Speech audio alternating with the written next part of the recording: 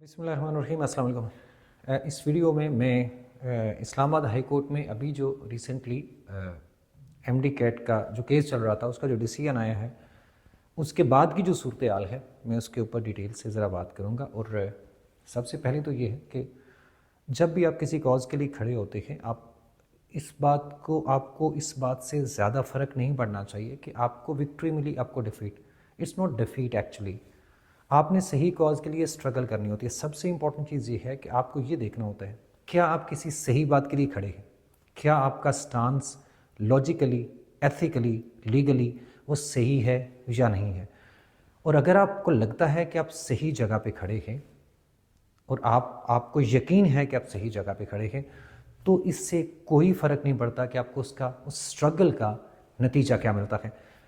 अभी तक के लिए जो सूरत हाल है, इस्लामाबाद हाई कोर्ट से जो पिटीशन थी रिलेटिव मार्किंग को लेकर, कीज़ की करेक्शन को लेकर, वो पिटीशन डिसमिस हुई है। अब इससे आगे क्या होने जा रहा है या क्या किया जा सकता है, एक तो मैं वो एक्सप्लेन करूँगा इस वीडियो में। सेकेंडली मैं थोड़ा सा क्लैरिटी के साथ, मैं सबकी अवेयरनेस के लिए मैं आपको समझाऊंगा कि हमारा स्टांस है क्या, मेरा स्टांस, मैं इस कॉज के साथ क्यों खड़ा हूँ।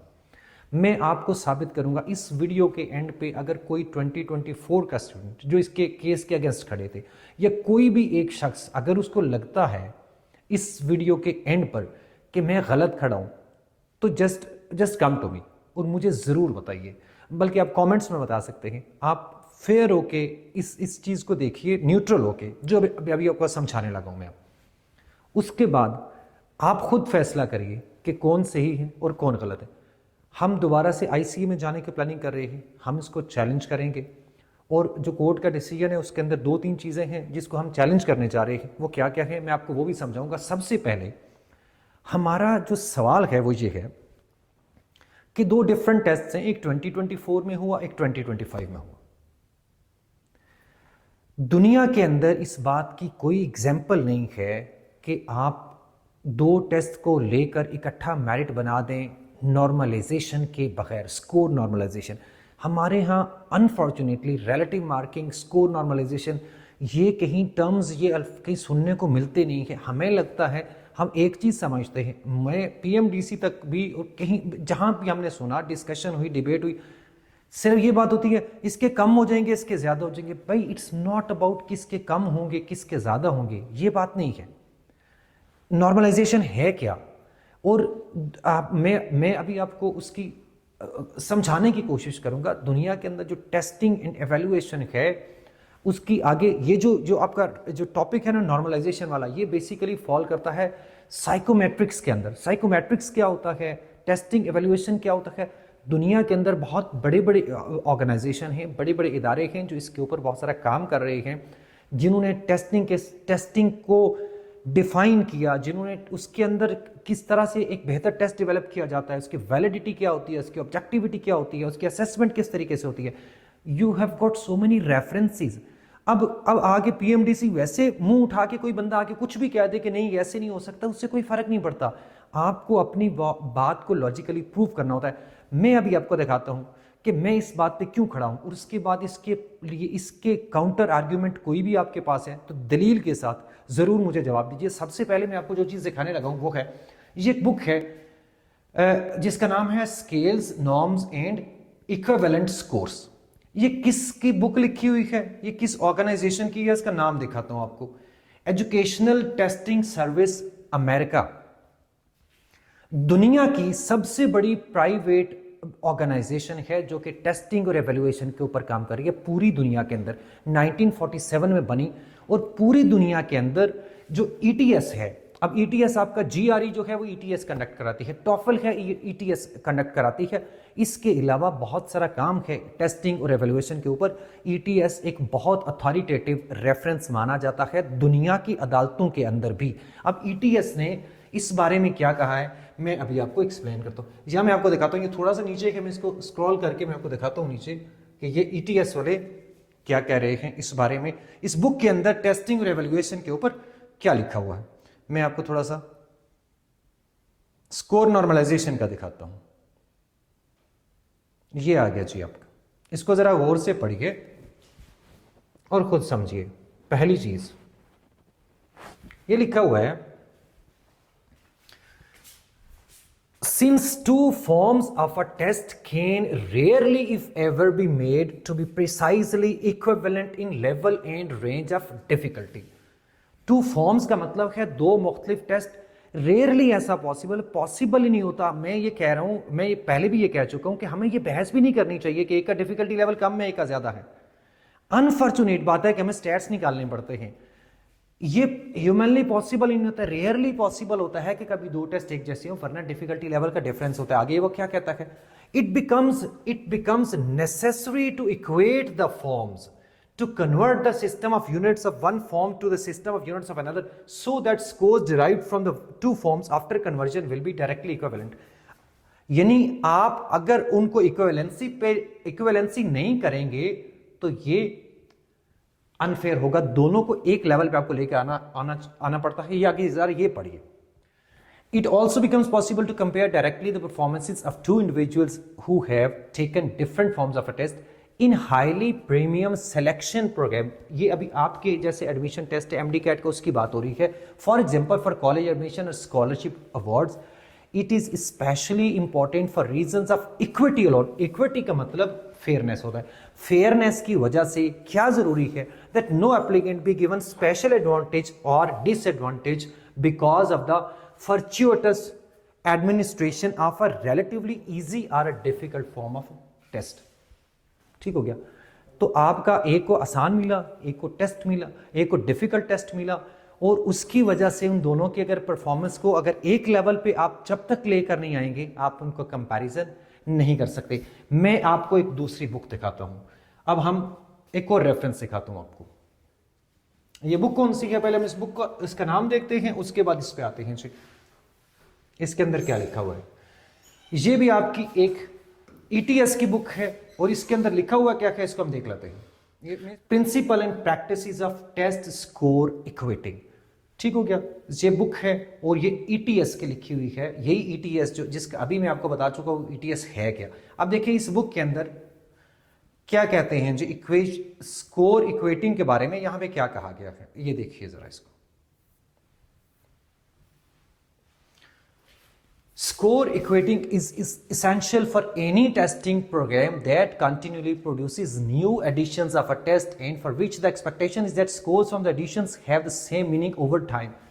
मतलब ये हुआ कि अगर आप नए एडिशंस बना रहे, एक टेस्ट पिछले साल हुआ, एक टेस्ट अभी है, नया टेस्ट है ना, सिलेबस ऑलमोस्ट वही है, मोर और लेस, थोड़ा बहुत डिफरेंस है, एक नया टेस्ट है और आप दोनों को कंबाइन करके एक मेरिट बना रहे, ठीक है। अच्छा अब क्या हुआ, और same meaning over from these editions have the same meaning over a time. क्या मतलब हुआ कि पिछले साल भी जो उसकी वैल्यू थी वो अभी भी है, ये मतलब है। अगर ऐसी सूरत हाल होती है जो आपकी वैलिडिटी है, जैसे सेम मीनिंग ओवर टाइम का मतलब वैलिडिटी है। अब क्या हुआ, if one edition is more difficult than another, examinees would be expected to receive lower scores on the harder form. Simple बात है, अगर एक टेस्ट मुश्किल होगा तो बच्चों के नंबर कम आएंगे। Scores equating seeks to eliminate the effects of scores of these unintended differences in test form difficulty। तो ये जो डिफिकल्टी की वजह से स्कोर में डिफरेंस आता है उसको एलिमिनेट करती है। क्या, स्कोर इक्वेटिंग इसको एलिमिनेट करती है। ठीक हो गया। स्कोर इक्वेटिंग इज नेसेसरी है to be fair to examinees. Fair होने के लिए, फेयरनेस के लिए ये जरूरी है। And to provide score users with scores that mean the same thing across different editions और फॉर्म्स ऑफ द टेस्ट। अगर दोनों के लिए आप चाहते हैं कि एक जैसे हों तो उसके लिए इक्वेटिंग जरूरी है। आगे भी थोड़ा सा पढ़ लें। Particularly in testing programs that help make high stake decisions. High stake decision है, ये भी हाई स्टेक डिसीजन है आपके मेडिकल कॉलेजेस में दाखिले। It is extremely important that test equating be done carefully and accurately. The reported score, even though आगे जो भी लिखा हुआ है, in error in equating function or score conversion can affect the scores for all examinees, which is both a fairness and validity concern.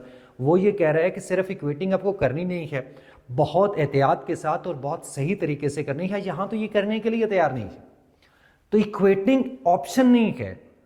ये जो score normalisation है ये ऑप्शन नहीं है, ये तो मस्ट है ऐसी सूरत के अंदर। मैं आपको मैंने आपको 2 ईटीएस की बुक्स दिखाई, मैं अब आपको एक कैम्ब्रिज की बुक दिखाता हूं ताकि आपको इट्स नॉट ओनली ये सिर्फ ये नहीं है, ETS नहीं है जी। आपकी ये जरा बुक देखिए क्या लिखा हुआ है, Cambridge university press assessment publication, क्या लिखा हुआ है इसको देखिए जरा। अब अगर किसी को लगता है कि कैम्ब्रिज की बुक के अंदर कैम्ब्रिज भी गलत कहेगा तो फिर हम फिर क्या करें, और आपको क्या बता सकते हैं, देखिए जरा क्या लिखा हुआ है इक्वेटिंग के बारे में।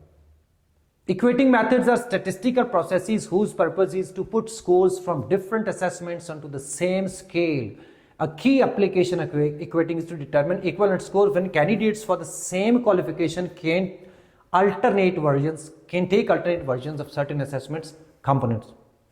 वही बात जो हम कब से कह रहे हैं, ये सारा कुछ बताया हमने, पहले भी कोशिश की, कोर्ट के अंदर भी हमने, रिटर्न आर्ग्यूमेंट के अंदर भी दिया, अभी भी ये सारी की सारी चीज़ें हम कोशिश करेंगे और हम ज़रूर प्रेजेंट करेंगे। इससे ज़्यादा स्ट्रॉन्ग आर्ग्यूमेंट और क्या हो सकता है, ये मेरी बात नहीं है, ये एक बहुत स्ट्रॉन्ग रेफरेंस है बुक से। मेरा ख्याल है ये काफ़ी है, थोड़ा सा बोरिंग हो जाएगा। मैंने आपको ये 3 बुक्स सिखाई, इसके अलावा भी मैं आपको बुक्स सिखा सकता हूँ जिसके अंदर जो कि बड़ी बड़ी अथॉरिटेटिव जो इदारे हैं जो टेस्टिंग के ऊपर जिन्होंने बहुत सारा काम किया है, ये किताबों के अंदर कोई चीज़ ऐसी नहीं होती जो कि गलत लिखी। यही स्टैंडर्ड्स हैं दुनिया भर के अंदर, ग्लोबली एक्सेप्ट किए जाते हैं और ग्लोबली ये रेफरेंसेस कोट किए जाते हैं अथॉरिटेटिव के अदालतों के अंदर भी। इंशाल्लाह हम ये सारे रेफरेंसेस के साथ लेके जाएंगे। इक्वेटिंग से, स्कोर नॉर्मलाइजेशन से किसी का नुकसान नहीं होता, किसी के साथ अनफेयर नहीं होता, बल्कि ये है ही फेयरनेस के लिए। इसको नहीं करेंगे, absence of equating is actually unfairness. तो अगर आप देखें, अगर जो PMDC एक्ट है उसके अंदर लिखा हुआ है कि ये 3 साल के लिए वैलिड है, ओके फाइन, हम उसको इनवैलिड नहीं कर रहे हैं। लेकिन अगर आप ये नॉर्मलाइजेशन नहीं करेंगे तो PMDC एक्ट के अंदर कुछ और भी लिखा हुआ है कि PMDC को फेयरनेस को इंश्योर करना है। ये फेयरनेस नहीं है, ये डिस्क्रिमिनेशन है। दुनिया का कोई कानून भी डिस्क्रिमिनेशन को नहीं मानता, डिस्क्रिमिनेशन नहीं होनी चाहिए। इंशाल्लाह हम अपनी पूरी कोशिश करेंगे ICA के अंदर कि हम इस मसले को एड्रेस करें। सेकंड चीज़ ये है कि जो आपका की रेक्टिफिकेशन वाला प्रॉब्लम है, हमारा ऑर्डर आया अभी जो कल इस्लामाबाद हाई कोर्ट से, उसके अंदर की रेक्टिफिकेशन वाले मामले के ऊपर कुछ भी नहीं कहा गया, वो ऑर्डर उसके ऊपर खामोश है। तो ये भी हमारा एक बहुत बड़ा पॉइंट है जो कि हम ICA में अपील में लेकर जाएंगे कि हमारी एक प्रेयर ये थी कि इतनी सारी कीज़ जो हैं वो सारी जगहों पे, सारे प्रोविंसेस के अंदर जो गलत है उनको सही होना चाहिए। तो उसके ऊपर कोर्ट ने ये भी नहीं कहा कि नहीं होना चाहिए, ये नहीं होंगी, उसके ऊपर कुछ आया ही नहीं है। तो ऑब्वियसली उसके लिए तो हमें जवाब चाहिए होगा ना, हमारी रिक्वेस्ट है कि हमें उसके ऊपर भी कुछ बताया जाए। तो ये हम लेकर जाएंगे। तो ये दोनों पॉइंट्स के साथ इंशाल्लाह हम मंडे वाले दिन हम इंशाल्लाह, अभी हम अपने लॉयर से डिस्कस कर रहे हैं, पटिशन्स के ऊपर बात हो रही है, पेरेंट स्टूडेंट से। इट्स वेरी लाइकली कि मंडे वाले दिन ये जो है ICA इंट्रा कोर्ट अपील जो है वो फाइल होगी और हम एक दफ़ा कोशिश करेंगे। उसका रिजल्ट कुछ भी आता है उससे कोई फ़र्क नहीं पड़ता। I want every one of you, each student, जो भी आपका 2025 का एस्पिरेंट है, आप लोगों को डिसअपॉइंट नहीं होना, आपको होपलेस नहीं होना। आप एक फेयरनेस के लिए, अपने राइट्स के लिए खड़े हैं और इंशाल्लाह अभी भी इस सारी चीज़ों के बावजूद, इस सारी सिचुएशन के बावजूद आपने ये उम्मीद ये रखनी है और आपका यकीन ये होना चाहिए कि इंशाल्लाह अल्लाह की मदद से आपको कामयाबी मिलेगी। और इसके अलावा बाकी जो भी अपडेट्स होते हैं इंशाल्लाह मैं आप लोगों से शेयर करता रहूँगा। Thank you so much.